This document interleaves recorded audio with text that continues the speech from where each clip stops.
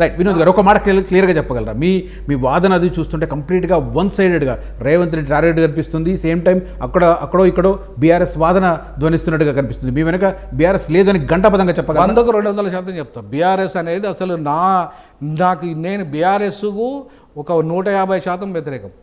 కొడుకును ముఖ్యమంత్రి చేయడానికి 150% వ్యతిరేకం, 200% వ్యతిరేకం. ఆయన తర్వాత కొడుకు ముఖ్యమంత్రి కావద్దని చెప్పేసి ఉద్యమం చేసింది నేను. ఇవాళ ప్రొఫెసర్లలో ఒక ఉద్యోగం చేసుకుంటా బలంగా బీఆర్ఎస్ నియంతృత్వాన్ని ప్రశ్నించింది నేను. ఇవాళ నేను చెప్తున్నాను కదా, బీఆర్ఎస్ ఇచ్చిన ఆఫర్ను తిరస్కరించాను. మరి అట్లాంటి వ్యక్తిని ఇవాళ బీఆర్ఎస్ ఖచ్చితంగా రేపు ఆయన అన్నీ మార్చుకొని ఈ ప్రాంతీయ పార్టీల అస్తిత్వాన్ని మాత్రం కాపాడదలుచుకున్నాను నేను. ఈ సందర్భంగా చెప్తున్నాను మీకు, జాతీయ పార్టీలు ఈ దేశంలో ఎంత అవసరమో అంతకంటే ఎక్కువ ప్రాంతీయ పార్టీల అవసరం ఉంది. అది బాబాసాహెబ్ అంబేద్కర్ చెప్పిండు. 1935 యాక్ట్లో యునైటెడ్ స్టేట్స్ ఆఫ్ ఇండియా ఉండే మనది. అంటే ఈవెన్ ఆర్టికల్ 1 ఆఫ్ ఇండియన్ కాన్స్టిట్యూషన్లో India that is Bharat union of states అన్నాడు. అంటే రాష్ట్రాల యొక్క సమాఖ్యనే భారతదేశం. నువ్వు ఒక కేంద్రం ఒక్కటి కాదు ఈ దేశంలో, రాష్ట్రాలు ఉంటేనే కేంద్రం ఉంటుంది. సో కాబట్టి ఈ జాతీయ పార్టీలు అన్నీ కూడా ప్రాంతీయ పార్టీలు అణిచివేసి, ప్రాంతీయ అస్తిత్వాలు అణిచివేసి, ప్రాంతీయ వాళ్ళ లక్ష్య ఆకాంక్షలు అణిచివేసి ఇవాళ ఆ పార్టీలను క్లోజ్ చేసే కార్యక్రమంలో ఉన్నాయి. దేశవ్యాప్తంగా అదే జరుగుతుంది కదా. బీజేపీ అయినా కాంగ్రెస్ అయినా ఒక్క ప్రాంతీయ పార్టీని మొత్తం క్లోజ్ చేసి పడే. ఆడ బీజేడీ ఉండి అక్కడ క్లోజ్ చేసింది బీజేడీని.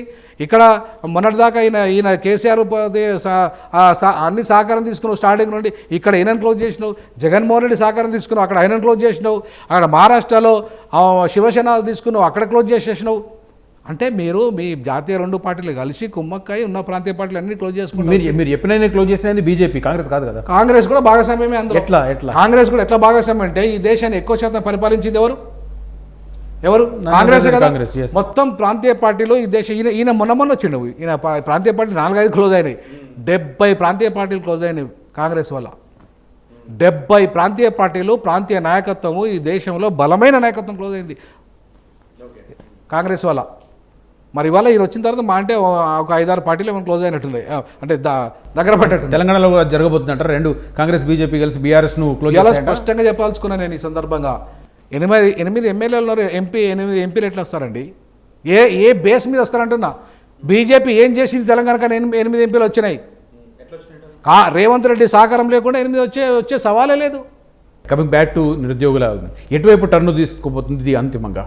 తప్పకుండా నిరుద్యోగులు వాళ్ళు ఖచ్చితంగా చలో ఢిల్లీ ప్రోగ్రాం పెట్టారు. వాళ్ళు రాహుల్ గాంధీకి ఇంటి దగ్గర పోతారు, ముట్టడిస్తారు, రాహుల్ గాంధీ నిలదీస్తారు. రాహుల్ గాంధీ మీద నమ్మకంతో ఇవాళ నిరుద్యోగులు కాంగ్రెస్ను అధికారం తీసుకొచ్చారు, రేవంత్ రెడ్డి మీద కాదు.